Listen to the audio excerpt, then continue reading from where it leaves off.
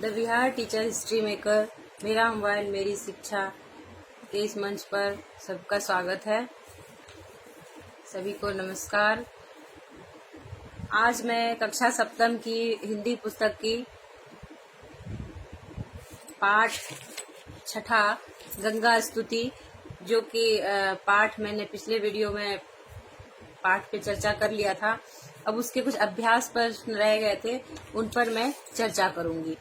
आइए अभ्यास प्रश्न को जानें और समझें। ये गंगा स्तुति पाठ कवि विद्यापति जी के द्वारा रचित बहुत ही भक्ति रस से भरा स्तुति है। इसके आधारित कल मैंने पिछले वीडियो में इसकी चर्चा की थी और अभ्यास प्रश्न में वक्त रह गया था। तो पहला प्रश्न है, गंगा स्तुति कविता के कवि कौन है?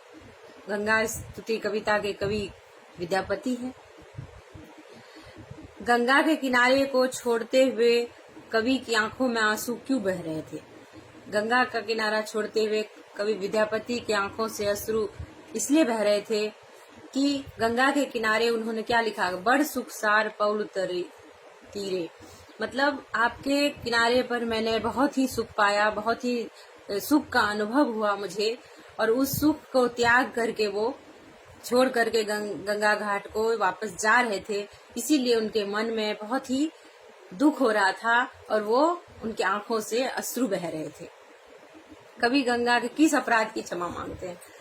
कभी गंगा किनारे जब हम जाते हैं, गंगा जाते हैं तो उसमें नहाते हैं। गंगा में नहाना पुण्य का काम माना जाता है, जैसा कि कवि ने भी अपने पाठ में उसका व्याख्या की है कि करब जब तब जोग ध्याने जन्म कृतारथ एक ही स्नाने, मतलब एक स्नान से गंगा मैया के एक स्नान से हमारा जन्म कृतार्थ हो जाता है, कवि विद्यापति जी ने लिखा है। तो उस पावन नदी की, पावन मैया के लिए उन्होंने ये क्षमा मांगा है कि जब वो गंगा में जाते हैं तो हम नहाने जब उसमें जाते हैं तो सब सर्वप्रथम उसमें अपना पांव धरते हैं। तो कवि ने भी उसमें अपना पांव रखा। इसके लिए वो माता गंगा से क्षमा प्रार्थी हैं कि हे मैया, एक अपराध क्षमा मोर जानी, पसरल पाए माए पाए तो पानी, मतलब मैंने आपके जल में, आपके पावन जल में अपना पैर रखा, अपना पांव रखा, इसके लिए आप मुझे क्षमा करेंगे। इस अपराध के लिए वो कवि विद्यापति माता गंगा से क्षमा प्रार्थी है।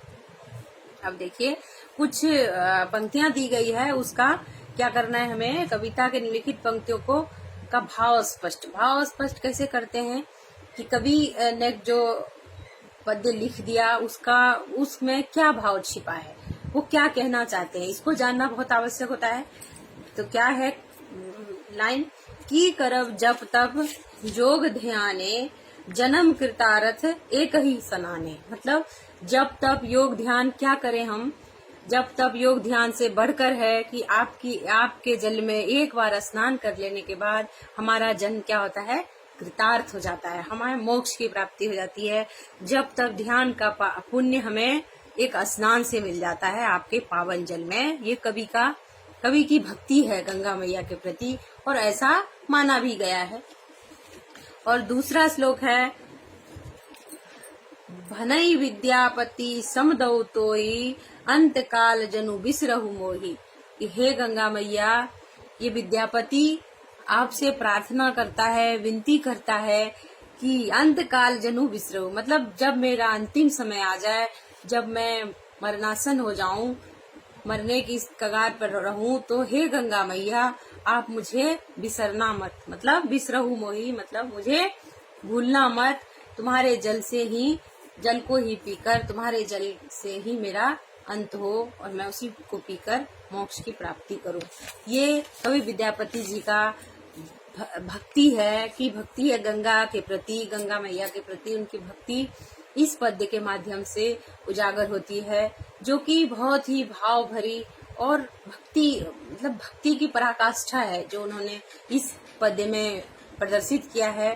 भक्ति की पराकाष्ठा ऐसे ही कहते हैं। उन्होंने अपने पूरे भक्ति रस को इस पद्य में समेट कर डाल दिया है और इससे हमें उनके भक्ति काल के कवि होने का पूर्ण परिचय प्राप्त होता है। उनके पद्य की जो विशालता है उसका भी हमें ज्ञान मिलता है कि उनके पद्य कितने सटीक और कितने अच्छे हुआ करते थे। कवि विद्यापति के बारे में जितना कहा जाए उतना कम है। खास करके मैथिल कोकिल कहा गया उनको। मैथिली गीत और मैथिली संगीत, शादी ब्याह पर्व त्योहार किसी भी मौके पर कवि विद्यापति के गीत यदि मैथिल समाज में न गाया जाए तो अधूरा हो जाता है। और उनके हर पर्व त्योहार, हर शादी, हर तीज त्योहार पर कवि विद्यापति के गीत भाव भरे स्वर में गाए जाते हैं। भक्ति से भरे उनके ये गीत और पद्य बहुत ही चर्चित हैं, मिथिला के गलियों में गूंजते रहते हैं। इसी के साथ मैं अपना इस पाठ को विराम देती हूँ। अब अगले वीडियो में मैं पाठ 7वां लेकर आऊंगी और उसके ऊपर अपनी चर्चा करूंगी। धन्यवाद।